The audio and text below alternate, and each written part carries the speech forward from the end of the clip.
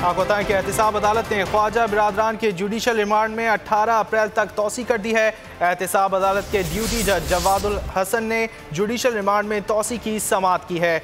Jail हुक्काम Khawaja Saad Rafique को वापस ले गए हैं। पैरागॉन हाउसिंग स्कैंडल में ख्वाजा बिरादरान जो कि पहले ही जुडिशल रिमांड पे थे, आज उनके रिमांड ख़त्म हो रहा था तो आज उन्हें एक बार फिर एहतिसाब अदालत में पेश किया गया था। तफसीलात जान लेते हैं बोल के नुमाइंदे मियाँ दाऊद से। मियाँ दाऊद, एक बार फिर जुडिशल रिमांड में इजाफा कर दिया गया है।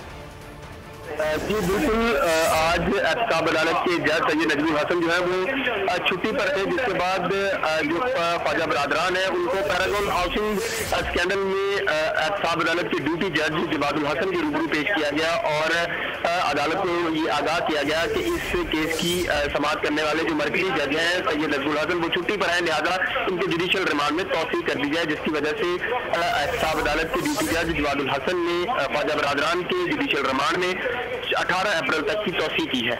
ठीक है।